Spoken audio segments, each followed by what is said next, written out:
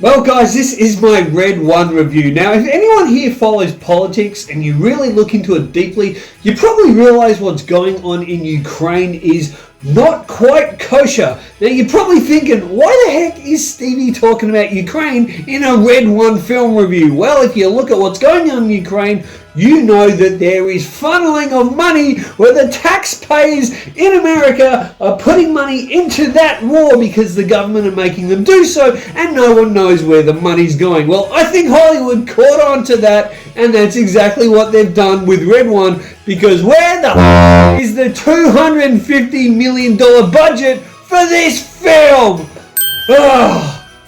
Let's talk about this. I'll see you at the bar.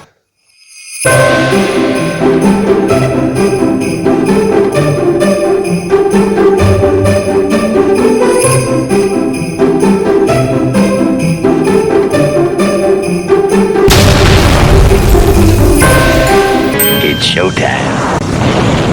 Well guys, I'm here for my review for Red 1, and yes, I seemed a little bit worked up before in my intro. Well, I'm a bit more relaxed now because now I've got my little man Bear, one of my little doggies, and he is crazy, and this is his first time ever on camera. So say hi everyone. Say hi Bear. Hi everyone. Yeah, great. Okay, awesome. This will probably be the shortest review I've ever done on my channel. In short, The Rock, who is basically a boulder on legs, I'm just going to call him Boulder, teams up with Chris Evans, who is I don't know what he's doing here, but anyway, we'll get to that later. Teams up with Chris Evans because Santa Claus, played by a woefully miscast J.K. Simmons, who's got arms almost as big as Arnold Schwarzenegger, has been kidnapped. And why has he been kidnapped? Well, you're going to have to Google it, guys, because after sitting through 203 minutes of this film, I can't even tell you why Santa Claus was kidnapped. Apparently something to do with the villain wanting to suck the souls out of fantastical characters, putting them in some weird bubble thing, and that role, I'm going to go straight to it, that role, whoever it was, the actress that played it, and I'm sorry, in a professional review, I should really look it up, but I just don't think you'd care anyway, so I'm going to make this as quick and painless as possible.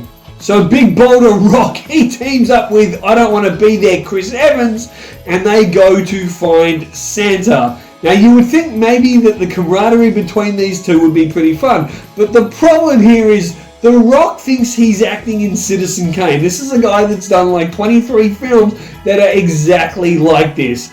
And yeah, he takes it way too seriously. The whole film takes itself way too seriously, and that may tell us why the film kind of looks like crud. This is Dan Mindell shooting this film. Not directing, but he's doing the cinematography for Red 1, and this is a guy that did the cinematography for the J.J. Abrams Star Wars films, as well as doing this year's Twisters as well. So the guy can write a set, but this thing looks dark, cruddy. Now look, is it because it was for Amazon? I don't think so, because it had a $250 million budget. I'm wondering, did they pay the Boulder $50 million just to get out of his trailer or something like that?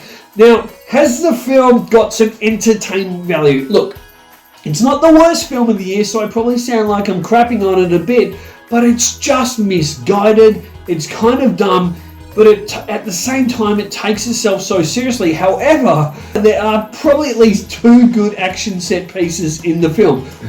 And one of the action set pieces, they find themselves on the beach. Now, there are scantily clad women here, so if you're taking your young kids to see it, well, they might walk out of that cinema being a man.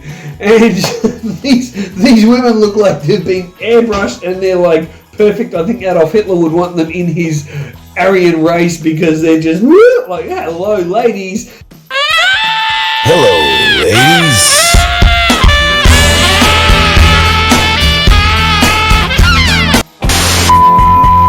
And they're hanging out with Russian gangsters. Then suddenly the Boulder, and I don't know what I'm doing here, Chris Evans, gets in a fight with these gangsters, and the Boulder suddenly has shrinking abilities, like he becomes Ant-Man, and he uses the shrinking machine that you do see in the trailer where you can shrink Hot Wheels cars and suddenly you make them bigger. I think they really could have done something a lot funnier with that instead of having cool, awesome like Fast and Furious vehicles. They could have had some really dodgy, weird little vehicles, like he ends up in a Barbie vehicle or something. I think there was a lot of fun missed there, but then again, that's a problem with this film. It doesn't have a lot of fun because everything's been taken so seriously. But back to that beach scene with the babes, well, it is a bit of a highlight of the film because I don't know what I'm doing here. Chris Evans and the boulder gets in a fight with these huge Iceman that looks like special effects left over from, I don't know, the 1990s maybe.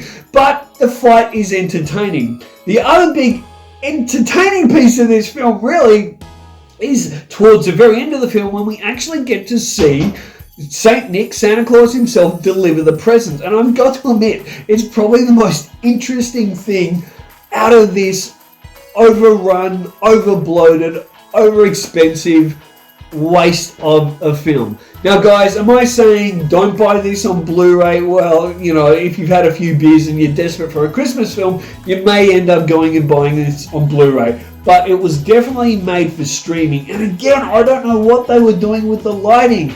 Everything's sort of dark. It looks like it's all green screen and blue screen. Now, again, I may sound like I've been dumping on the film. It does have some humorous moments. But the problem with Red One is it's a mismatch. It doesn't quite know what it is. And it would have been really interesting to see this in the edit. And for a 123-minute film, it does seem a lot longer. And I started to really check out the character of Krampus.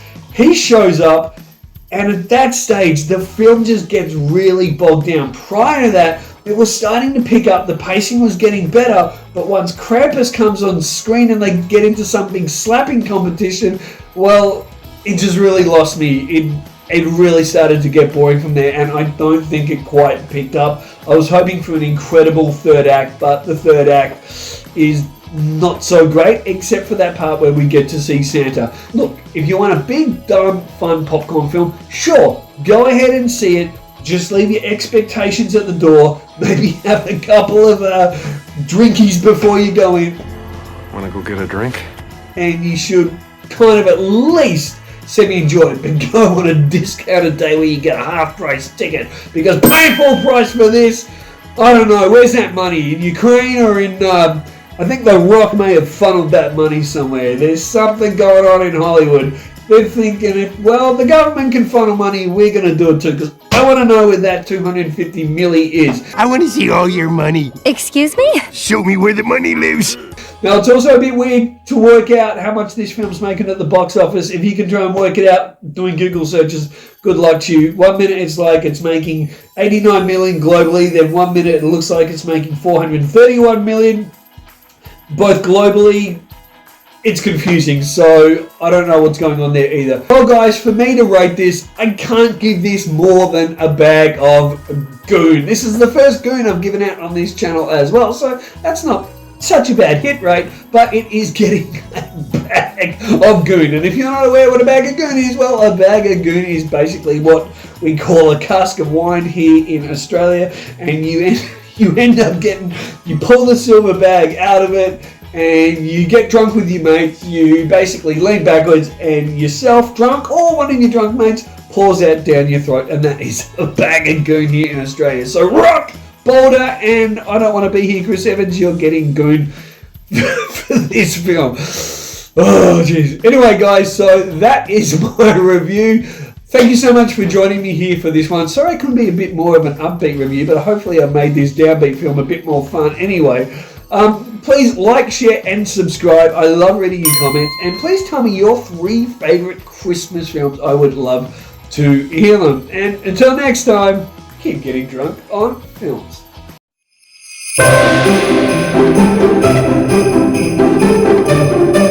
And here's an extra bonus rant that I promised you guys. In the cinema, there was this family of complete bogans who let their kids run all around the cinema while Red One was on, and they wouldn't shut up, and then one of them was crying, and one's walking around trying to use a popcorn bucket as a hat, and then at the end of it they trashed the place. They left their popcorn everywhere, like all over the floor, all over the seats. This is parents with young kids, teaching them to leave all their crap everywhere for people to clean up after them, and I'm sick of it. I'm out of here.